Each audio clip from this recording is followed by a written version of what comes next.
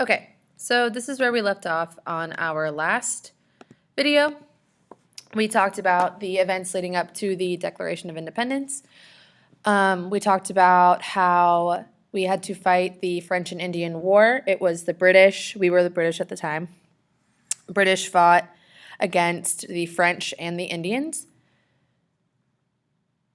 From there, it was really expensive, so we were taxed. We were taxed on stamps on newspapers, legal and commercial documents. Because we found a bunch of loopholes, since this was a really expensive thing for us, King George decided to also tax things that we used in day-to-day life that we could not get away from. This really upset us, and in an act of protest, we threw the Boston Tea Party, which you can see right here in 1773, one of the biggest acts of rebellion in our nation's history. Because of that, the Intolerable Acts were then passed, and this was in direct response to the Boston Tea Party. This was when laws were passed about how we were taken overseas to be tried for crimes that we didn't commit, or we were tried much more harshly. We had to quarter soldiers, which meant that we had to feed them, house them, all the things. And we didn't like that. So what we did was, after a couple months, we decided to petition the king. And we said, hey, we want you to stop these intolerable acts. They are too much. Cut it out, essentially. And this many people feel the same way that we do. After we petitioned to the king, we had the First Continental Congress to discuss additional resistance to the intolerable acts that were passed. King George sent the petition back and basically said, screw you guys. You're going to listen to me whether you like it or not. So we decided to write what's called the Olive Branch Treaty, and that was a apology letter, sort of, kind of a backhanded apology, where we said, hey, we're sorry that we did this, but you should be sorry that you did that. Let's call a truce and let's work together to move forward. We had a list of demands from there, meaning that we wanted to be represented when we were being taxed. We understood the original Stamp Act, but it was taken too out of control.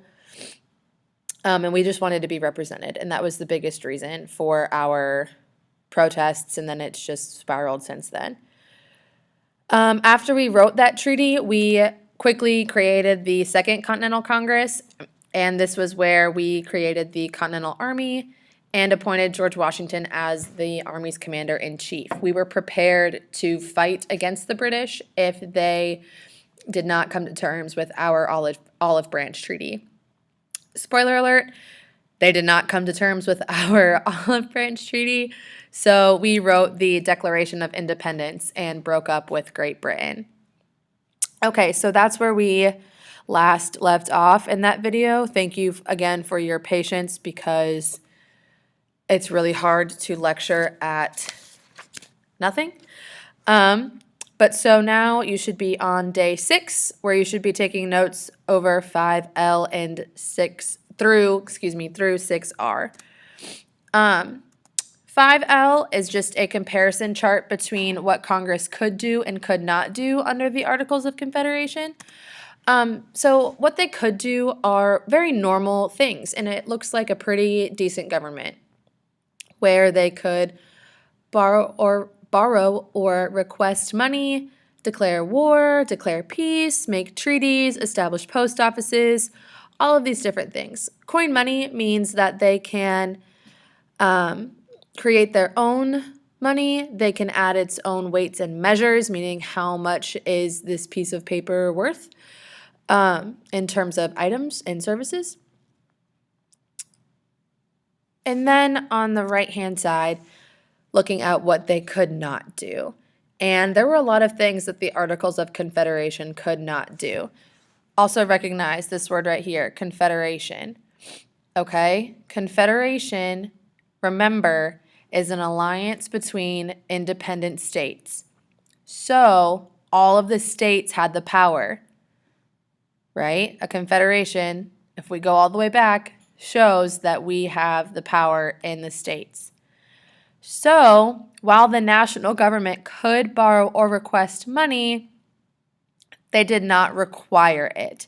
States could simply say, no thanks, we're doing okay by ourselves, and not, give that to the government.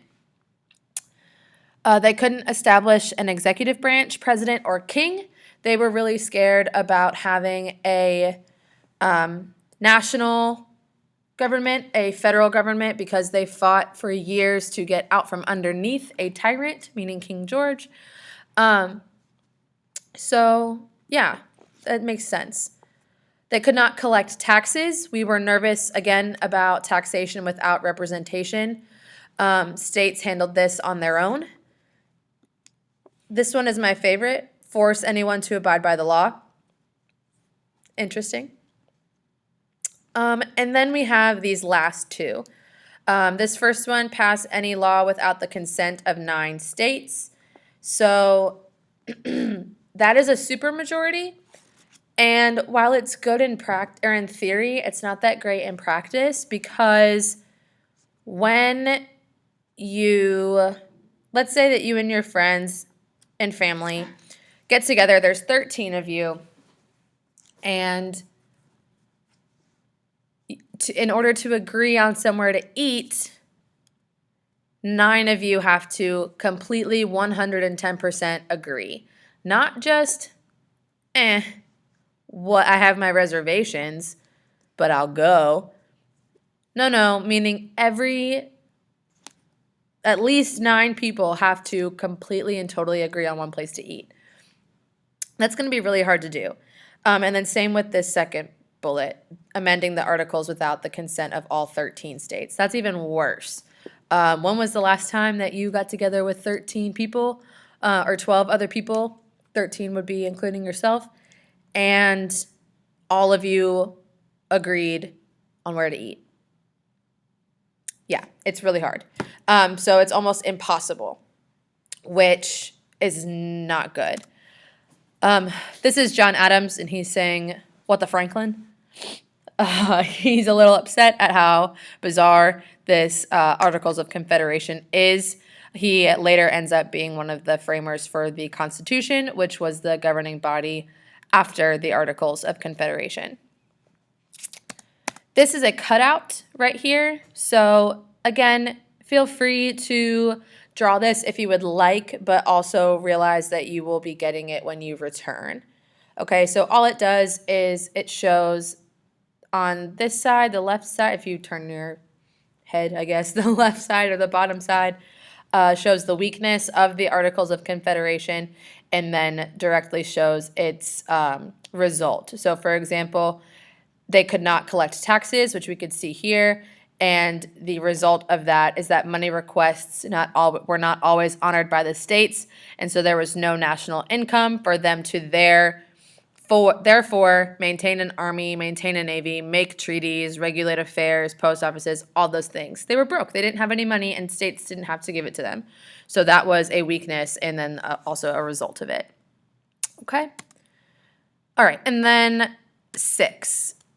So our Constitutional Convention was held in May 1787 in Philadelphia. It was super, super secretive because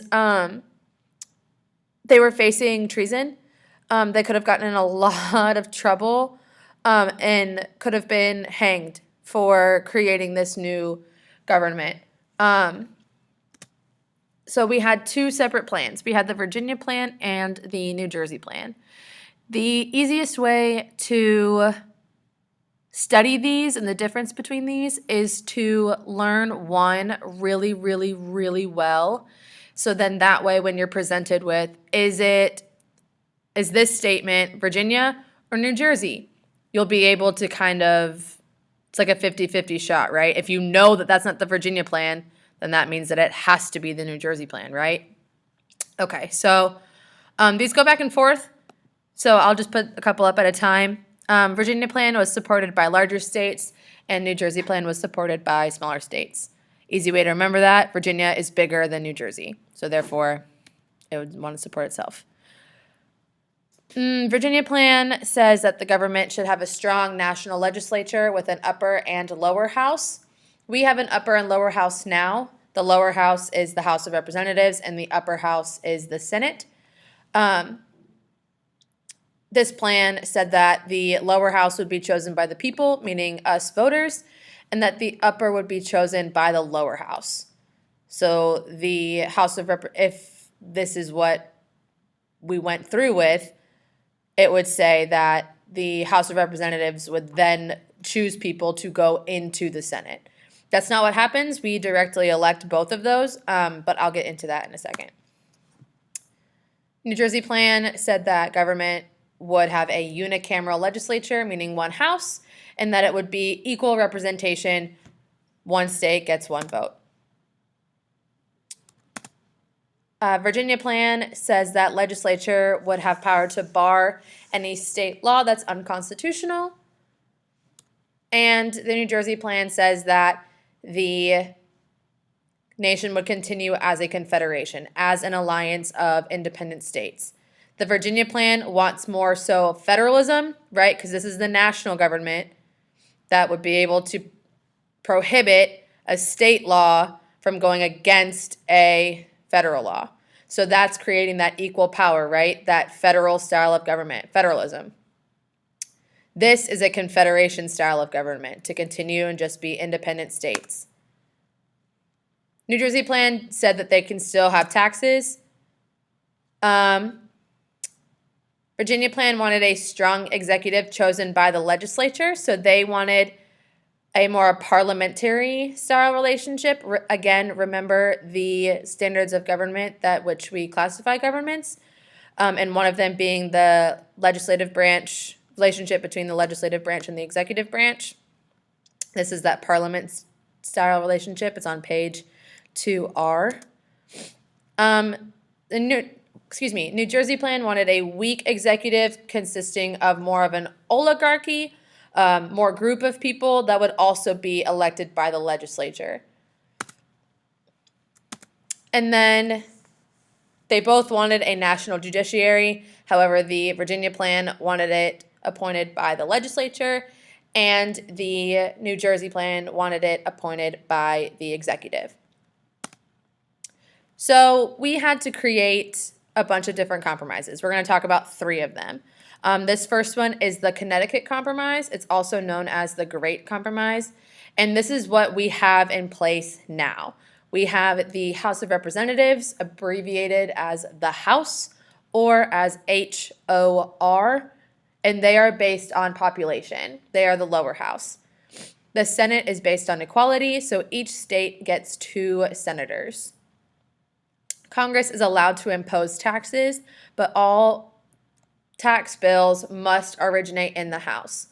Any other sort of bill or proposed law can start in the House or the Senate, except for tax bills. Tax bills always and forever have to be originating in the House because we kind of stuck with the Virginia plan in this sort of concept, but not really. So what we did was we said, okay, we're going to vote for the House. They will be directly elected by voters. But in order to give the states more power, they are going to be able to, Please, pardon the interruption, Congress. This is just a reminder that in 30 minutes we will be having a meeting with department chairs in the media center. Again, in 30 minutes we will be meeting in the media center with department chairs. Thank you. In order to give the states more power, the states would be able to appoint senators to go to the federal government. So in a way to protect taxation without representation again, because that's what we fought the Declaration, or I'm sorry, well, that's what we fought the American Revolution for. We said, okay, well, the House of Representatives is directly elected by the general population, so therefore, tax bills must start in the House in order to continue that taxation with representation. Then we have the Presidential Elections Compromise. This developed the Electoral College system. How you figure out how many electoral votes that a state has, you add up their number of representatives. Sorry, Goodness. everyone, one more reminder, as we prepare to be out for a few days, please make sure to go through your common areas and get rid of any perishables. That includes items in the refrigerator. Please purge any food that will expire anytime soon. Again, please go through refrigerators and your common areas and make sure any food is taken care of. Thank you. House of Representatives is based on population, so you'll take that number. We have 7. Let me get my pen again. Pen. Okay, so we would take 7 and then add our senators. Everybody has 2. Boom. So math magicians. Number of electoral votes is 9. And this is a winner takes all system. Oops, that's really confusing to read. But so that would mean that in an election, if a presidential candidate wins the state of South Carolina, meaning they win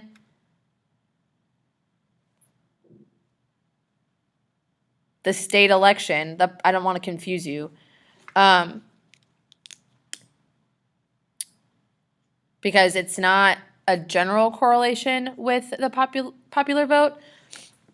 This is really hard to explain without being able to write on something.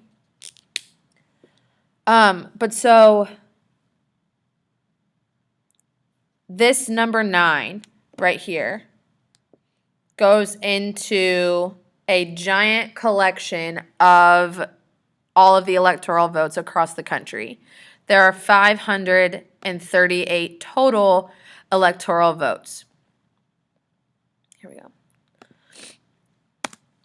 So if you divide 538 in half, that it equals out to 269 votes. So in order to win presidency, you have to have just over half. So that would be 1 more than half, which would be 270. That number 9 that we have goes into the electoral vote. So what happens is each state holds their own election, and it is a direct democracy at that point. And it's, so let's say that Joe Biden and Donald Trump are both running, they're the 2 candidates for presidency. They come to South Carolina, Joe Biden and Donald Trump, whatever, Donald Trump wins. Okay, we're a pretty Republican state. So Donald Trump wins, and that means that rather than getting 100,000 votes, which was the popular vote, right? Because it was 150,000 voted for Donald Trump and 100,000 voted for Biden. Okay, so Donald Trump won that sort of first round of election. Then, because he won that popular vote, he gets 9 votes to go into this collective 270. Okay, I'll try to find a video of explaining this better with physical things rather than me just kind of talking abstractly to you. But we will get into this idea in a few weeks. Like I said, it's a winner-take-all system. And then we have the 3/5 compromise, which was a dispute between the North and the South over how they should count enslaved persons for either representation or taxation. The North said, okay, well, so if you're going to say that slaves are things, then they need to be taxed. So they are not people. If you are talking that way, if you want to call them property, then they need to be taxed. You cannot call property a human. So there you go. Ta-da. The South said that's not fair because they are people, but like not really, but like they are. So how do they should be counted for representation, not for taxation. So the compromise was to count 3/5 of enslaved persons for representations and tax purposes.